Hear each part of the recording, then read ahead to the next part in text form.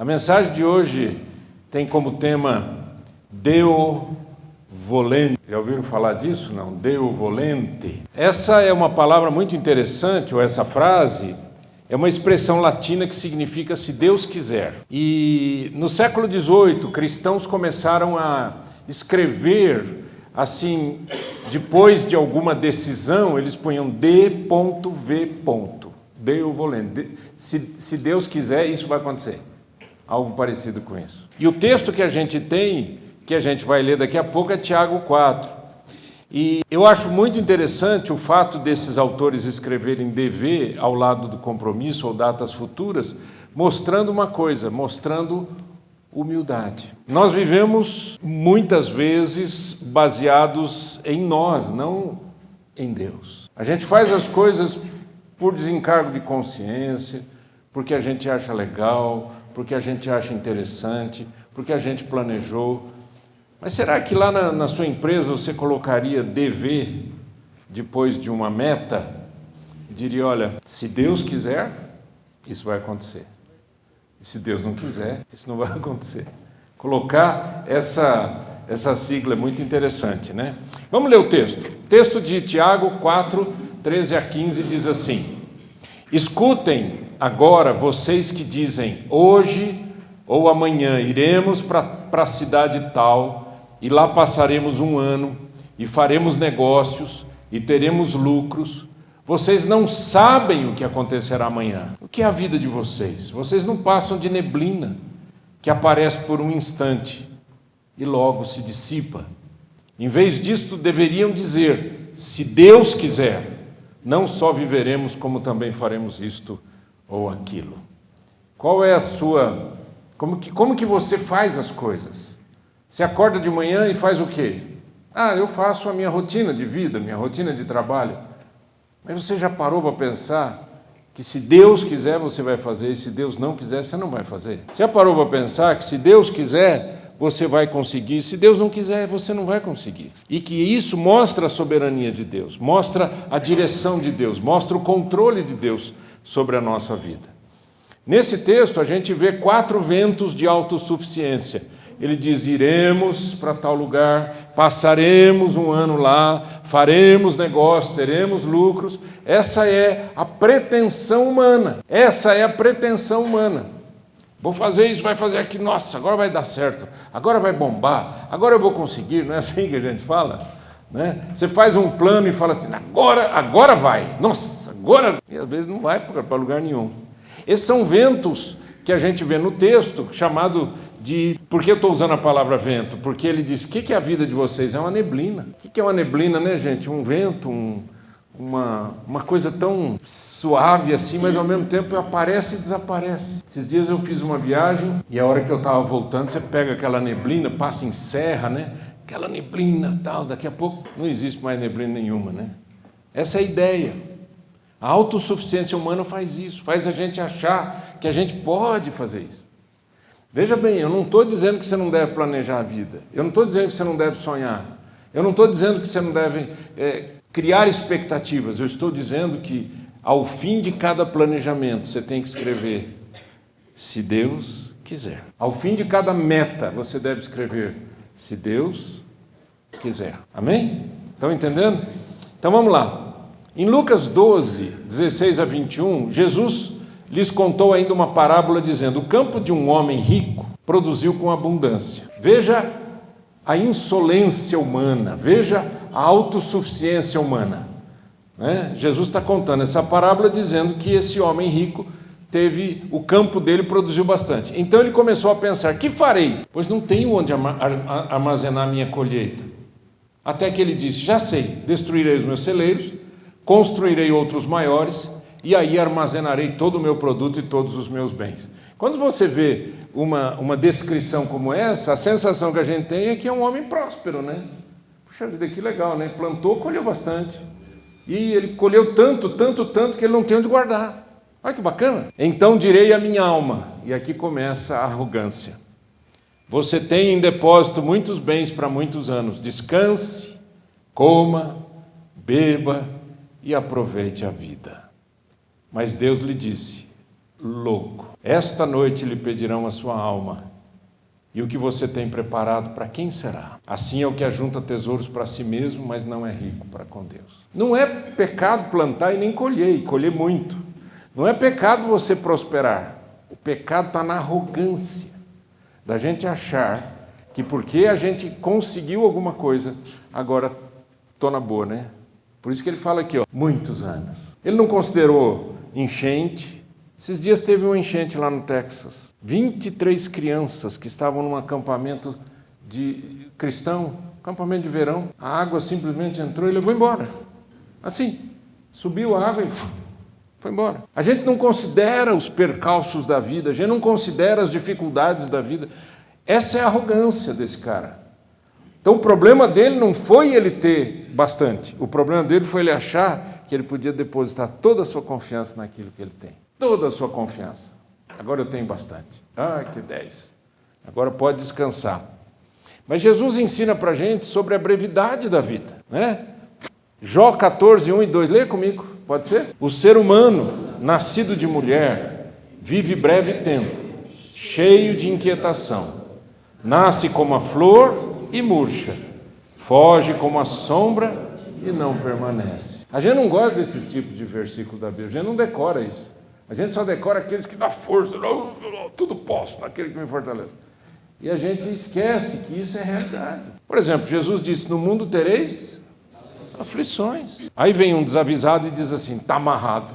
Mas foi Jesus que falou. Você vai amarrar Jesus agora? As cabeça. A ignorância é uma desgraça. Foi Jesus quem falou, a vida é dura, é difícil. A gente entra na vida e sai da vida com muitas dores. Dói para nascer e dói para morrer. E dói para viver. No meio dos dois. Dói bastante. Não é assim? Então, o que está faltando para a gente? Compreender isso. A brevidade da vida, o senso de urgência. Eu acho que todos nós aqui precisamos aprender isso, queridos. O senso de urgência. Se você tem esse senso de urgência, o que você vai fazer? Você vai estudar mais rápido, você vai trabalhar mais rápido, você vai ajudar mais rápido. Para de ficar jogando para frente, ficar protelando, ficar empurrando com a barriga. Não sei, vou ver. Amanhã eu vejo. Amanhã você não sabe se está vivo. Pensa nisso. Você não sabe se amanhã as coisas vão estar bem. Quando a gente ouve falar de guerras, né? Jesus disse que a gente ouviria muito sobre guerras e rumores de guerras. Não só guerras, mas rumores de guerra também. Quando você ouve sobre isso, qual que é a sensação que você tem? Nós brasileiros vamos dizer assim, graças a Deus que a gente está longe delas, né? Mas e se a guerra chegar aqui? Talvez não seja a guerra contra um país, né?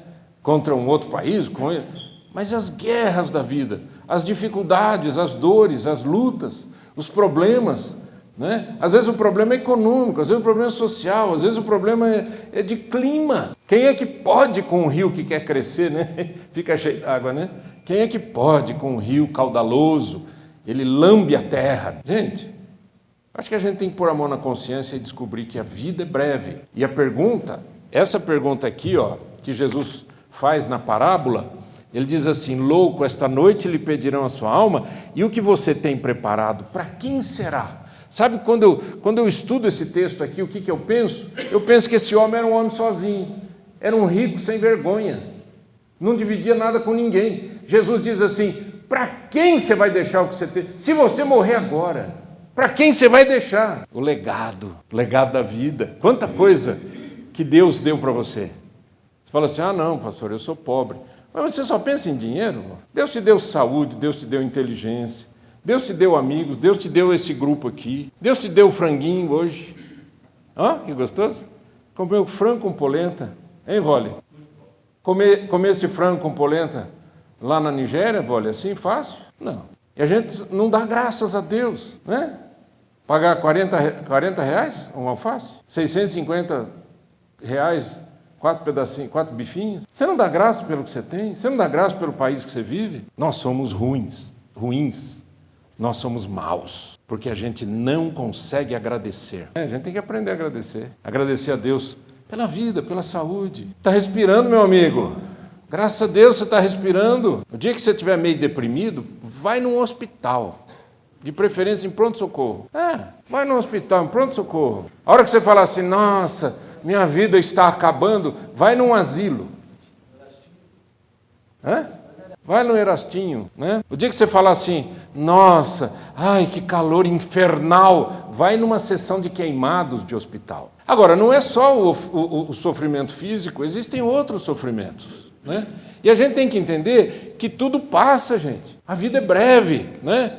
O ser humano nascido de mulher vive breve tempo. Toda vez que eu falo com alguém chega e diz, quantos anos você tem? Eu falo a minha idade, eu fico dizendo, mas não acredito que já passou tudo rápido.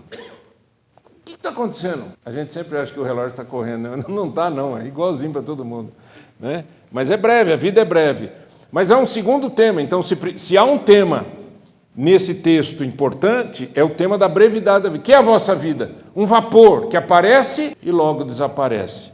Mas o segundo tema desse texto é a soberania de Deus. Há muitos planos no coração do ser humano, mas o propósito do Senhor permanecerá. Então, o que eu tenho que fazer? Eu escrevo os meus planos e ponho DV. Essa é uma frase latina.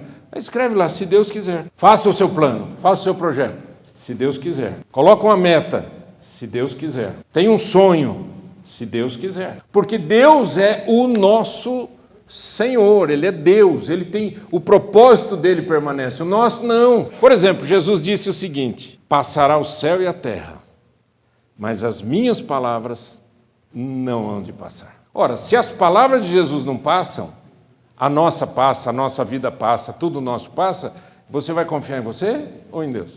Gente, é lógica. Eu vou confiar em mim, na minha ignorância, na minha limitação, nas minhas dificuldades? Não. A verdadeira masculinidade bíblica não é a ausência de planos, mas a presença de humildade. Porque quando eu digo, Senhor, se o Senhor quiser isso vai acontecer, eu estou sendo humilde para dizer, o controle está na mão de Deus, né? O homem que diz dever, que é a frase latina, mostra coragem para liderar, sabedoria para servir, fé para confiar no Deus que reina sobre cada situação boa ou ruim e sobre cada batimento do seu coração. Deus está no controle da sua vida. Agradeça a Deus por isso e descanse nas mãos do nosso Deus. E o que a gente faz? Que ações são importantes para a gente? Primeiro, descubra o propósito. Antes de começar o seu dia, antes de você fazer qualquer coisa, antes de você sentar para escrever um plano, ore a Deus e pergunte sobre o propósito. Salmo 37:5 diz o quê? Entregue o seu caminho ao Senhor, confie nele e o mais ele fará. Para onde Deus quer que eu aponte a minha energia? Para onde Deus quer que eu vá? Para onde Deus quer, em que Deus quer que eu gaste esse dinheiro? Você já parou para pensar que tem um monte de coisa que a gente faz e a gente não ora? Você acorda e diz assim, eu acho que eu vou sair, vou passear. A gente não ora. Mas pastor, a gente tem que orar sempre?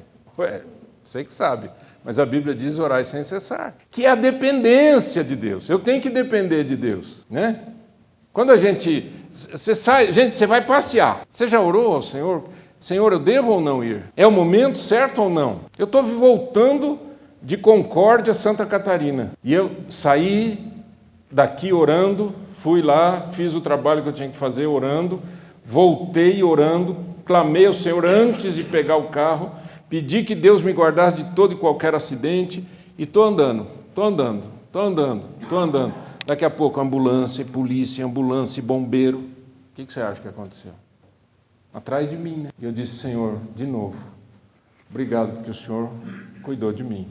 Podia ser eu, não sei. Porque às vezes não é você que tromba em alguém, é alguém que tromba em você. Ore a Deus, entrega o seu caminho ao Senhor, confia nele, o mais ele vai fazer. Confia no Senhor, ore a Deus. Pare de confiar no seu dinheiro, confiar no seu plano, confiar no seu projeto de vida, confiar no seu carro. Você já percebeu que você confia mais no seu carro do que você confia em Deus? Você entra no carro, liga o carro e sai andando. Você confia num remédio que você toma mais do que você confia em Deus. Você tira o remedinho, manda para a barriga, né? Você nem sabe o que você está tomando. Não, mas é seguro. Tudo bem que é seguro. Mas a gente não sabe. Segundo, motivação. Motivação faz essa pergunta. O que eu estou fazendo com que motivação? O que eu faço com qual motivação? Leia comigo esse texto de 1 Coríntios 10:31. Portanto, se vocês comem, ou bebem, ou fazem qualquer outra coisa, façam tudo para a glória de Deus. Vamos ler de novo, olha. Portanto, se vocês comem, se vocês bebem, se vocês fazem qualquer outra coisa, qualquer outra coisa é o quê? Tudo, tudo. Você vai passear? Está aqui. Vai trabalhar? Está aqui. Você vai cuidar dos netos, dos filhos? Está aqui. Você vai fazer um negócio? Está aqui. Você vai visitar um cliente? Está aqui. Faça tudo para a glória de Deus. Qual a motivação? O que é que me motiva a fazer as coisas? Por isso que eu dei o título para essa mensagem de que esse é o segredo da humildade.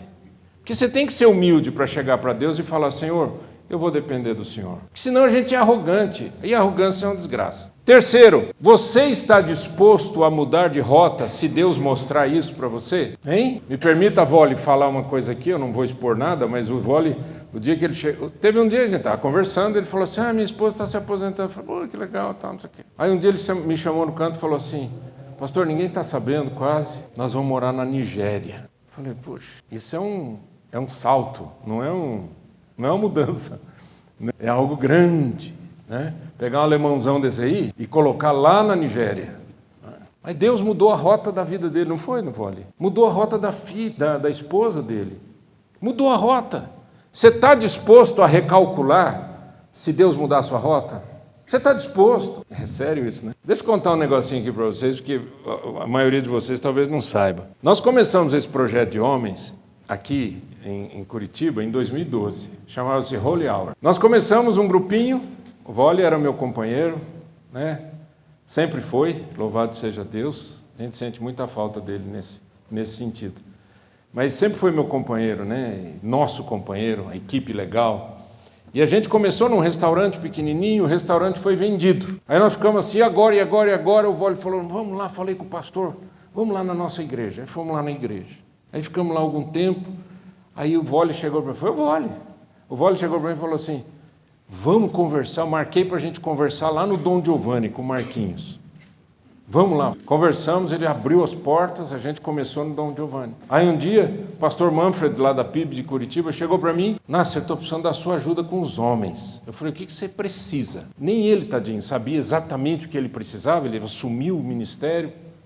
Eu falei, olha, eu vou te falar o que eu posso fazer. Eu posso fazer um Holy Hour lá. O que você acha? Com esse estilão, mesmo horário, tudo certinho. O que você acha? Ele falou, gostei. Aí começamos lá, terça-feira, na PIB. Uma igreja grande. Primeira reunião tinha 100 pessoas, né? 120 pessoas, sei lá. Aí a gente tinha segunda-feira no Dom Giovanni, terça-feira na PIB. Segunda-feira no Dom Giovanni, terça-feira na PIB. E aí a coisa foi andando, foi crescendo, foi se desenvolvendo, e um dia surgiu a oportunidade, vamos juntar os dois grupos, vamos. Onde é que a gente vai? Castelo do Batel. Castelo do Batel. Vamos para o Castelinho? Vamos. Conversamos, vimos possibilidades, valor, tal, não sei o quê. Juntamos lá 300 homens.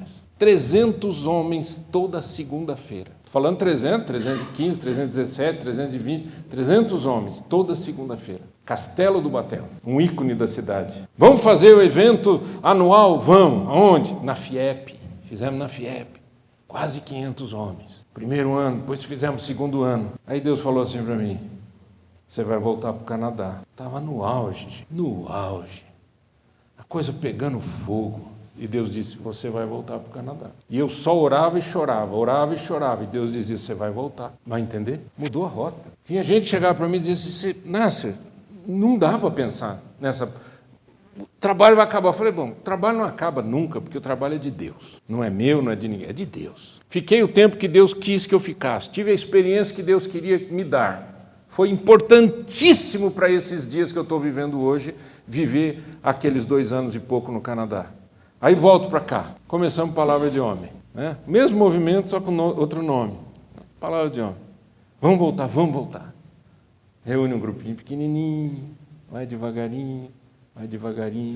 Olha que bonito está ficando. Né? Nós estamos dispostos a mudar de rota se Deus falar, eu quero você em outro lugar. Ou eu quero te ensinar alguma coisa, ou eu quero que você ensine alguma coisa. Um dia o pastor de uma igreja canadense me deu a oportunidade de pregar, eu preguei.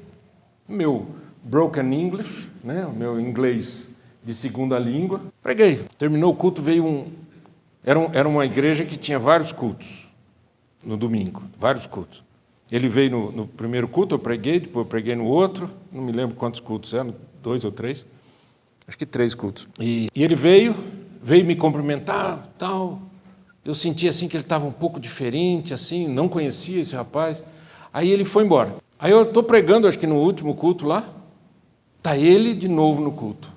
A mensagem era a mesma, ele estava de novo no culto lá, só que agora ele estava com a família dele. Aí ele veio no fim do culto, veio me abraçar e falou assim: eu quero te dizer uma coisa, eu nunca ouvi uma mensagem da maneira como você prega. Gente, eu não sou ninguém. Inglês macarrônico. É claro, inglês macarrônico, eu não sou nativo. Mas o que aconteceu?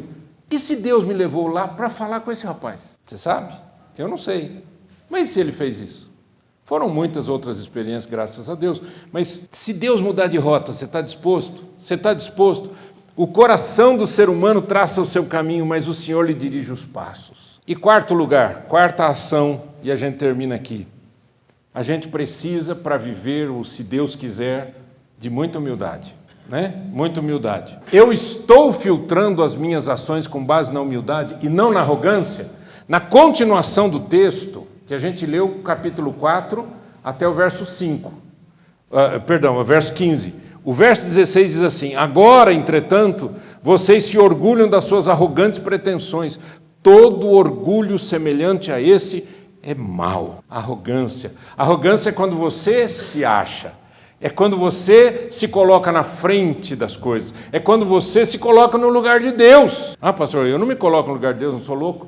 Às vezes a gente se coloca no lugar de Deus quando? Quando a gente decide sem perguntar para Ele. Quando a gente resolve fazer alguma coisa e a gente não perguntou para Deus. A gente faz as coisas, mas não glorifica Jesus por isso. Pensa nisso, pensa nisso. Tudo que a gente precisa é que diariamente a gente diga: se o Senhor quiser, faremos isso ou aquilo. Vamos ficar em pé, queridos? Deo volente, Deo volente, Deo volente. Eterno Deus, nossa oração, Senhor, é que, em primeiro lugar, o Senhor nos perdoe pelas vezes que nós fomos arrogantes. Decidimos, planejamos, fizemos, criamos, sozinhos, porque a gente achava que podia fazer, ou porque a gente tinha condições. Livra-nos disso, Senhor. Dá-nos a graça de termos um coração humilde, um coração que diz: se o Senhor quiser, se for da tua vontade, isso vai acontecer, Senhor, e eu vou depender disso. E eu vou orar por isso, eu vou pedir ao Senhor por isso. Que o Senhor, na sua infinita bondade e misericórdia, nos perdoe. E mais do que isso, Senhor, que o Senhor nos ajude a partir de hoje a sermos homens que não tenham medo de dizer: Senhor, eu quero submeter todo o planejamento da minha vida, do meu trabalho, da minha empresa, seja o que for, ao Senhor. E tudo que eu fizer, eu quero fazer para a glória do Teu nome. Eu não quero fazer as coisas para depois orar e pedir a Tua bênção. Eu quero orar para pedir a Tua aprovação. Antes de tudo, em nome de Jesus. Amém. Amém.